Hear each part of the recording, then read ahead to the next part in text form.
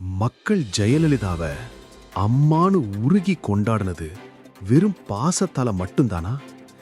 இல்ல, அதுக்கு பின்னாடி ஒரு ஸ்ட்ராங்கான பொலிட்டிக்கல் சைக்காலஜி இருக்கு. இது ஒரு சாதாரண நடிகை சிஎம்மான கதை இல்ல. ஒரு பெண் ஆணாதிக்க அரசியல் சூழல்ல தன்னை ஒரு சோஷியல் மதரா நிலைநிறுத்திக்கிட்ட ஒரு மாபெரும் பிம்ப கட்டமைப்பு.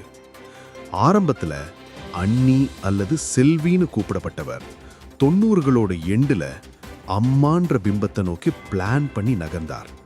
ஏன்னா ஒரு சகோதரியாவோ தோழியாவோ இருக்கும்போது வர்ற விமர்சனங்கள் தாயின்ற இடத்துக்கு வரும்போது மரியாதையா மாறுது.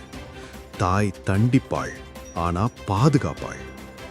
1989 ஒரு திருப்புமுனை. சட்டமன்றத்தில் அவருக்கு ஏற்பட்ட அந்த அவமரியாதை அவரை ஒரு பாதிக்கப்பட்ட பெண்ணா விக்டிமா காட்டுச்சு. துஷாதனன் சபையில திரௌபதி சபதம் எடுத்த மாதிரி இனி சிஎம்மா தான் இந்த சபைக்குள்ள வருவேன்னு அவர் கிளம்பின அந்த நிமிஷம் அவரோட பிம்பத்துக்கு ஒரு வாரியர் அந்தஸ்து கிடைச்சது. அடுத்ததா பிராண்டிங் ஆஃப் அம்மா. அம்மா உணவகம், குடிநீர், உப்பு, லேப்டாப்னு மக்களின் அன்றாட தேவைகள்ல அம்மான்ற பேர் ஊடுருவிச்சு. மக்கள் இத கவர்மெண்ட் ஸ்கீமா பார்க்கல, அம்மா தங்களுக்கு கொடுத்து கிஃப்டா பார்த்தாங்க. எம்ஜிஆர் எளிமையான மக்கள் திலகமா இருந்தப்போ ஜெயலலிதா தன்னை ஒரு எம்ப்ரஸா, அதாவது ஒரு சக்கரவர்த்தினியா காட்டிக்கிட்டார். அமைச்சர்கள் அவர் காலில் விழுந்து வணங்குறது ஒரு மிலிட்டரி கண்ட்ரோலை கட்சிக்குள்ள உருவாக்குச்சு. அவரோட இங்கிலீஷ் நாலேஜ் மற்றும் கம்பீரம் டெல்லி வரைக்கும் எல்லாத்தையும் மிரள வச்சது. ஆனா இது ஒரு பேனியன் ட்ரீ எஃபெக்ட். ஆலமரம் மாதிரி அவர் வளர்ந்தப்போ அவருக்கு நிகரா யாரையும் அவர் வளர விடல.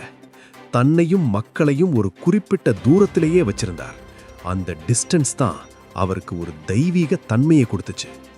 ஜெயலலிதாவோட அம்மான்ற பிம்பம்ன்றது வெறும் தேர்தல் உத்தி இல்ல, அது ஒரு பெண்ணோட போராட்டத்தில் உருவான சாவரின் அத்தாரிட்டி. இன்னைக்கு 2026ல பல பேர் அந்த பிம்பத்தை அடைய பார்க்கறாங்க. ஆனா அம்மான்ற அந்த ஒற்றை பிம்பத்தை ரீக்ரியேட் பண்றது அவ்வளவு ஈஸி இல்ல. உறக்கச் சொல்வோம், தரவுகளோடு பேசுவோம். இது JK நியூஸ் லேப். நன்றி, வணக்கம்.